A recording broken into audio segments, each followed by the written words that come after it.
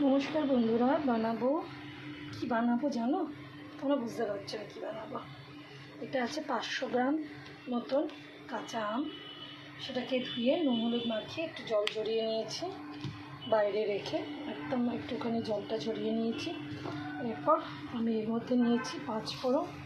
দেখো 5 ফোড়ন নিয়েছি, আর একটু বেশি করে মৌরি নেবো। দেখো এই মৌরিটা দেবো, এর মধ্যে একটু বেশি করে মৌরি দেবো। বাস এইটাই আমার মশলা। আর ফোড়নের থেকে জন্যে আমি এখান থেকেই একটুখানি 5 ফোড়ন তুলে রাখবো। এই 5 ফোড়নটা যেটা দিয়েছি এর মধ্যে এক্সট্রা করে কি দিলাম, ওপর থেকে একটু মৌরি দিলাম, একটু মৌরি এখান থেকে দিলাম। আর এই 5 ফোড়নটার থেকেই আমি একটুখানি তুলে নিয়েছি, এটা ফোড়নে দেবো বলে, এইটা একদম ফোড়নে দেবো বলে, এটুকুতেই হয়ে যাবে। এটাকে এবার পিষে নিচ্ছি মশলাটাকে একটু হাফ ডান করেছি, পুরো মিহি করে কখনোই মশলাটা বাটবে না। এর মধ্যে ফোড়নের জন্য কটা শুকনো লঙ্কাও গোটা নিয়ে নিয়েছি, ঠিক আছে? তো এবার আমি ফোড়নটা দেবো। ফোড়নটা দেওয়ার আগে আমি একটুখানি এটা অফ করে দিচ্ছি, মানে আস্তে করে দিচ্ছি, দিয়ে কড়ায় সর্ষের তেল দিয়েছি একটু বেশি করে, দিয়ে ফোড়নটা দিয়ে দিলাম। ফোড়নটা দেওয়ার সময় যেহেতু শুকনো লঙ্কাগুলো আছে একটু আমি ঢাকা দিয়ে দিলাম, ঠিক আছে? যে সেন্টটা উঠলো আমি একটু ঢাকা দিয়ে রেখেছিলাম, এই অবস্থাতেই আমি এবার এই তেলের মধ্যেই আমগুলো দিয়ে দেবো। হ্যাঁ, এটা না গরম তেলে, তো আচারটা নিয়ে কোনো চিন্তা নেই, আমার থাকার কোনো অসুবিধা নেই।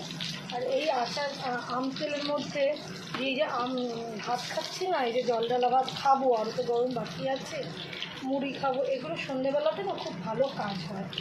তো এটা আমি দিয়ে এবার নাড়ানাড়ি করবো, একটু ধরো দেখাচ্ছি তোমাদেরকে। জিনিসটা দিয়ে একটুখানি, খাওয়াটা বড্ড নড়ছে, সেট করে নিই। এইবার একটুখানি গ্যাসটাও মানে এটাকে একটু বাড়াবো, টেম্পারেচারটাও বাড়িয়ে দিলাম।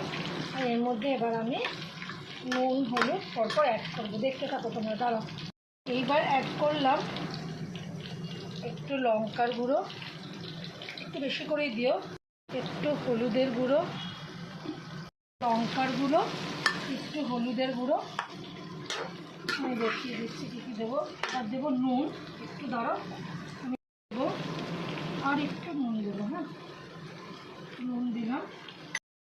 এটা ধনে মানে বাটাও দিতে পারো, বাটা নয়, ডাস্ট করেও দিতে পারো, বাট আমি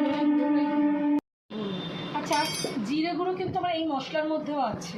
হ্যাঁ, তাও একটু টাচ আপ দিলাম, মেখে খাবো। তারপরে তোমার যে কোনো তোমার হয় না, এই যে জল ঢালা ভাত খাবো, ওর সময় কাজে লাগবে। এবার একটু কাঁচা লঙ্কা দিয়ে দিলাম, আরও কটা কাঁচা লঙ্কা দিয়ে রাখলে ভালো। কাঁচা লঙ্কা দেখি আরও কটা আছে, সেটা একটু দেবো, কালারটা দারুণ আসছে। এরপরে এর মধ্যে আমি চিনিটা আমি দিয়ে দিলাম, আর একটু দেবো, একটু বাড়িয়ে দিই। এই দেখো আমটা মোটামুটি গলে গলে আসছে। আমি ভাবছি এর মধ্যে আর কটা কাঁচা লঙ্কা কি ঢেলে দেবো আবার। হ্যাঁ, দিয়ে দেবো কাঁচা লঙ্কাগুলো, তো আর দরকার নেই, এই গোটাগুলোই থাকবে। এ দেখো আম মোটামুটি এখানে গলে গলে এসছে, দেখতে পাচ্ছ।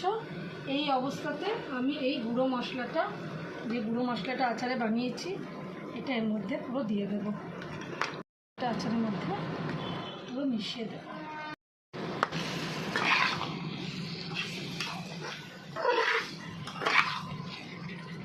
এখনও এখানে কিছু জিনিস দেবার বাকি আছে, একটু দাঁড়াও, আমি দিচ্ছি। আমার মনে হয় এখানে আর একটু তেল লাগবে, তাই আমি একটু তেল এই গরম অবস্থাতেই দিয়ে দেবো। এই তেলটা আমি একেবারেই দিয়ে দিলাম, আমাদের একটু তেল লাগবে তাই দিয়ে দিলাম। এটা দিয়ে আর বেশিক্ষণ আমি নাড়বো না, তেলটা শুধু একটু গরম হবে। আর এই অবস্থায় আমি একটু রেখে দেবো, ঠান্ডা হলে জাস্ট আমি গন্ধ উঠেছে না বাবা, ভালো? দারুণ গন্ধ উঠেছে। বন্ধুরা, এইভাবে না গরম তেলে টক আচার করো, নন বেঙ্গলিরা এইভাবেই করে এই যে তেলটাতে না আমি জায়গাতে রেখে দেবো, দেখবে কি অপূর্ব লাগবে খেতে। এই আচারটা আমি আমার মায়ের কাছেই শিখেছি, মা প্রত্যেকবার করতো, আমি সামনে দাঁড়িয়ে থাকতাম, দেখে নিতাম। এরপর আমি কি দেবো, আরেকটা জিনিস দেবো কালারের জন্য, কাশ্মীরি লঙ্কার গুঁড়ো, আমি সেটা নিয়ে আসছি, দাঁড়ো। কালারের জন্য আমি একটু কাশ্মীরি লঙ্কার গুঁড়ো দিয়ে দিচ্ছি, দিলে একটাই দিলাম, এটার মধ্যে একটুখানি জাস্ট খরচা করেছিলাম। হয়ে গেল আমার আম তেল, যেটা স্টোর করে আমি আমার কন্টেনারে রেখে দেবো। এই আর খাবো, আর জল ভাত মুড়ির মধ্যে সবের মধ্যে দিয়ে খাবো।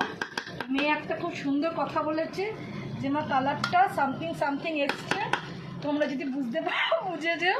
তো হয়ে গেল বন্ধুরা, এইভাবে বানিয়েও অবশ্যই ভিডিওটা পুরো দেখো, ভালো লাগলে বানিয়েও একটা লাইক করো, কমেন্ট করো, শেয়ার করো, পাশে থেকো। হয়ে গেল আমার আমের তেল